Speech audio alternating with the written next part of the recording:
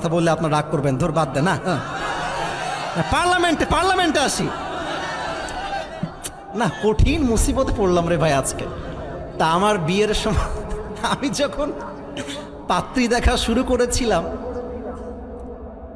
একজন মেয়েকে পাত্রী হিসেবে দেখতে গেলাম, আমার সঙ্গে কেউ ছিল না, আমি একাই ছিলাম। এটা বলছি যুবকদেরকে বোঝাবার জন্য, জীবনে যাই করো আর তাই করো, নবীর সুন্নতকে বাদ দিয়ে কোনো কাজ করতে যেও না।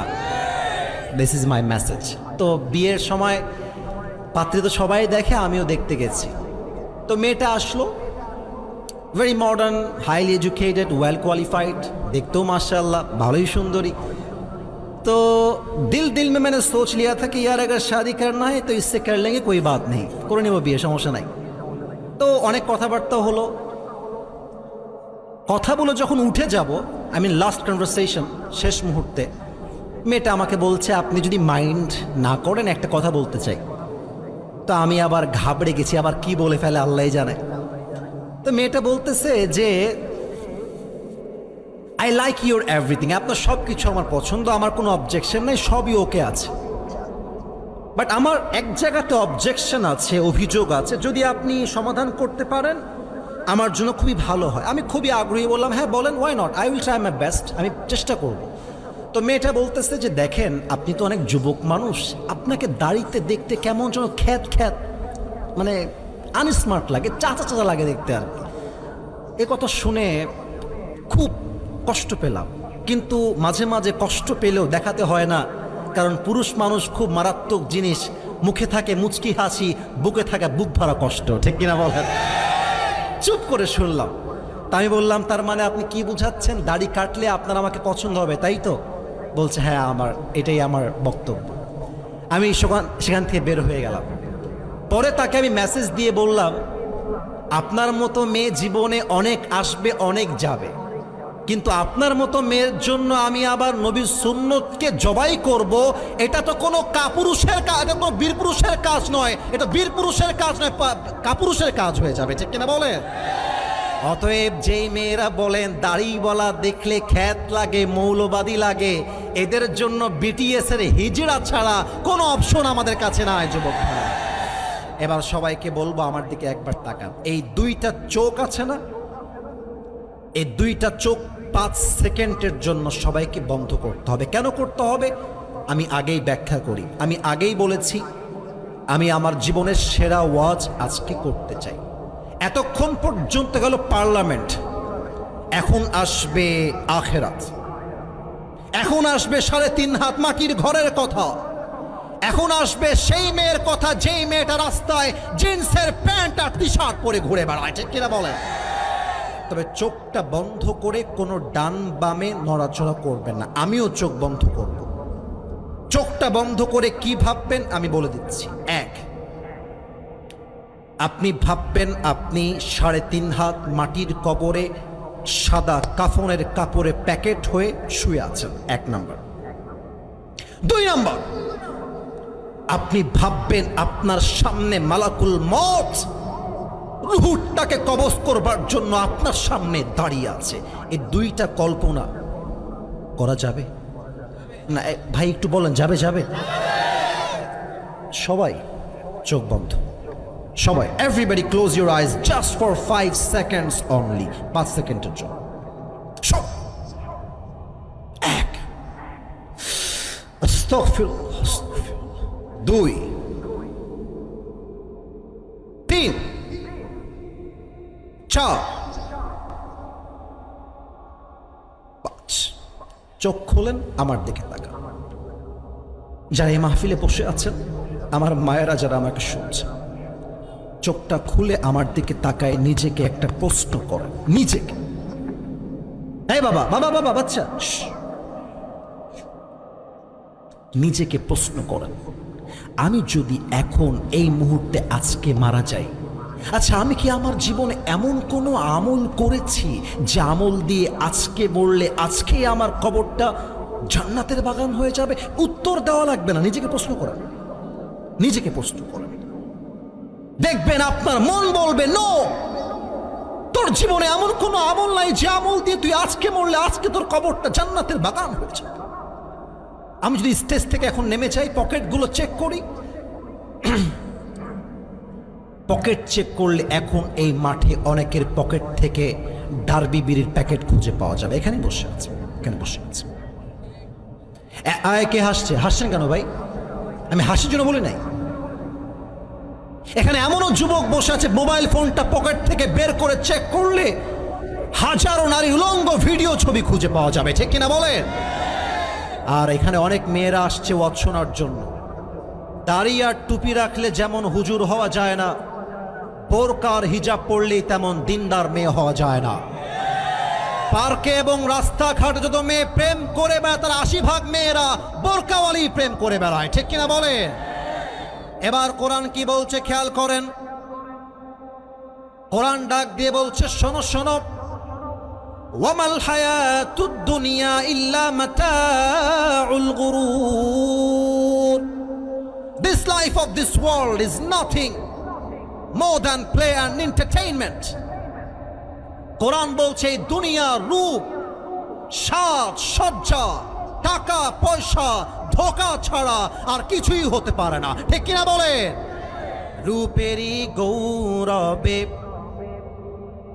সাজিয়াছ সাজ,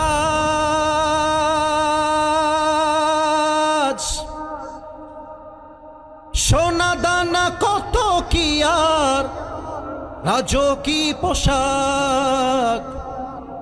যেদিন প্রাণ চলে যাবে সবই পড়ে রবে, প্রাণ চলে যাবে সবই পড়ে রবে, গায়ে দেবে মার কিনো থন রে মন আমার, কেন বাঁধো দালান ঘর। একসাথে সবাই মিলে, একদিন মাটির ভেতরে কেন বাঁধো দালান ঘর, ঠিক কিনা বলেন? প্রাণ পাখি উড়ে যাবে পিঞ্জর ছেড়ে, ধরা ধবে সবই রবে, তুমি যাবে চলে।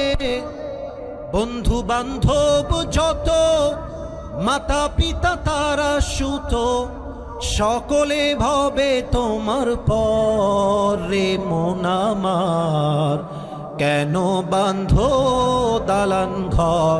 একদিন মাটির ভেতরে হবে ঘর রে মন আমার, কেন বাঁধো দালান ঘর, ঠিক কিনা বলে? এবার আমি একটা এমন প্রশ্ন করতে চাই যে প্রশ্নের উত্তর 80% নয়, প্রায় 99% ভুল উত্তর আসতে পারে।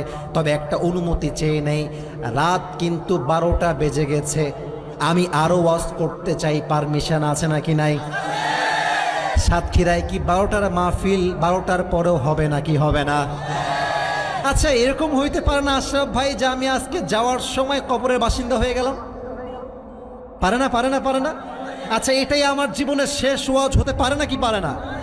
আরে এক জীবনে একবার আসছি এই মাহফিলে, যতক্ষণ পর্যন্ত মন না ভরবে ওয়াজ চলছে, চলতেও থাকবে, ইভেন প্রশ্ন উত্তর দিয়ে আমরা বাসায় যাব, ঠিক কিনা বলেন?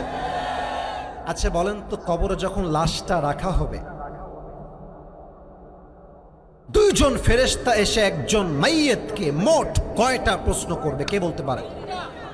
দ্যাটস রং আনসার, ভুল হয়েছে।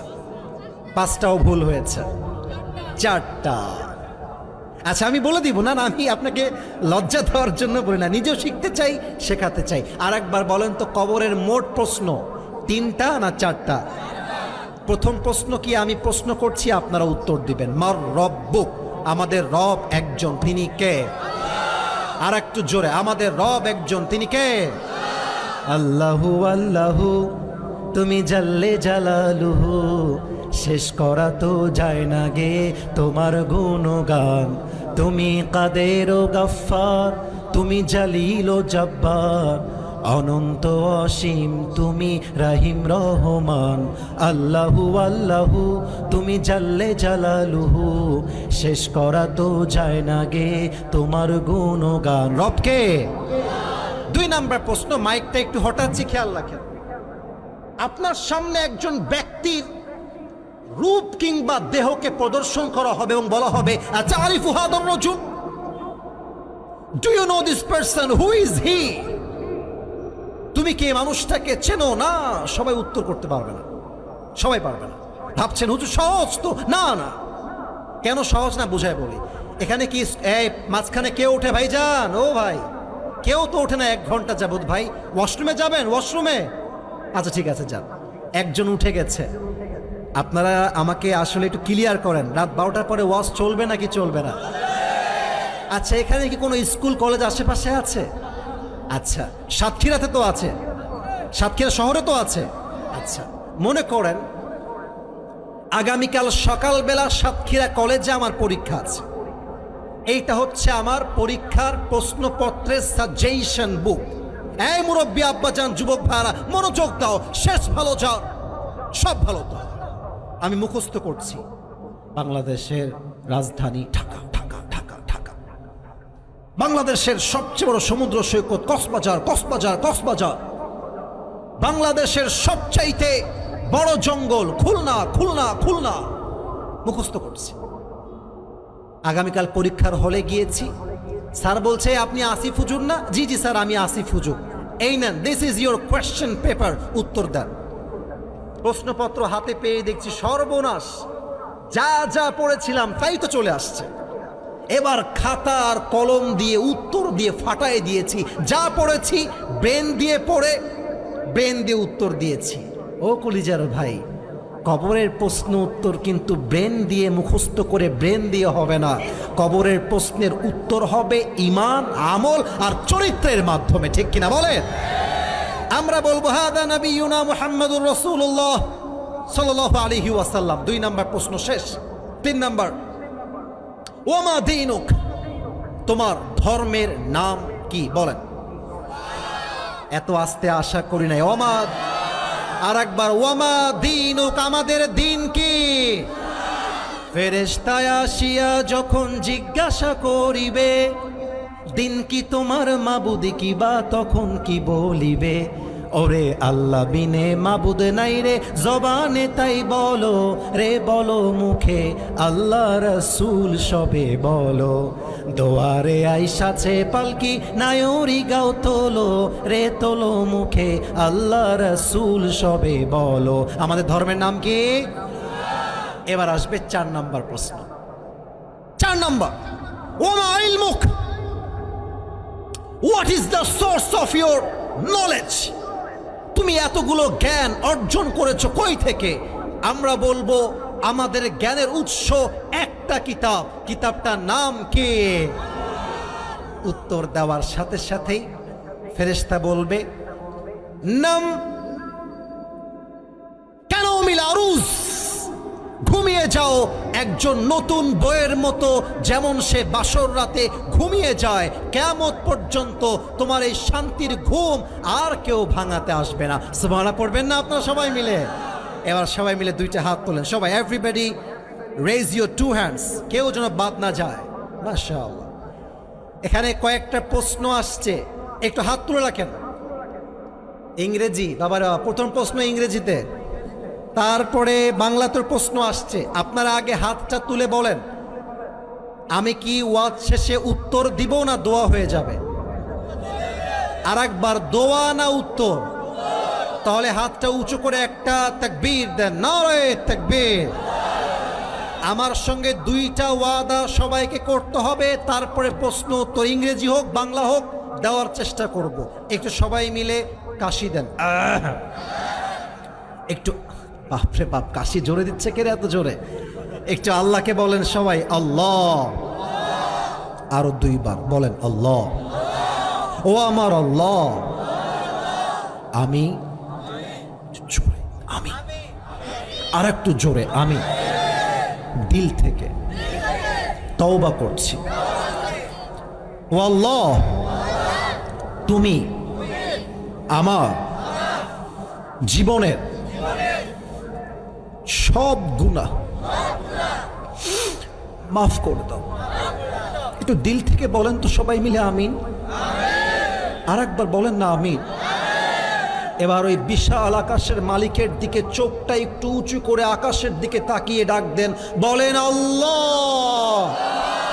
ও ভাই কলিজা ছিঁড়ে ডাক দেন, ও আমার আল্লাহ, আমি ওয়াদা দিলাম আজ থেকে এক ওয়াক্ত নামাজ, একটু বলেন না ভাই, নামাজ আর কখনো ছাড়বো, আর একটু জোরে ছাড়বো, বলেন সবাই হাতটা ঝাঁকিয়ে, না বলেন সবাই আওয়াজ দিয়ে ইনশাআল্লাহ। এখানে বাংলা উত্তর দিব আগে না ইংরেজিটা দেখি? বাংলা। এই আগে একটা কথা বলি, যদি প্রশ্নের মাঝে কেউ উঠে যায় আমি কিন্তু দোয়া করে দেবো, কারণ আশরাফ ভাইয়ের সাথে আমার কথা আছে 11:30-এর মধ্যে মাহফিল শেষ হবে, সেখানে 12টা বেজে পার, মানে হচ্ছে নিয়ম কানুন দিয়ে হিসাব হবে না, যেখানে ভালোবাসা আছে নিয়ম করে কোনো খাওয়া সেখানে নাই যুবক ভাই।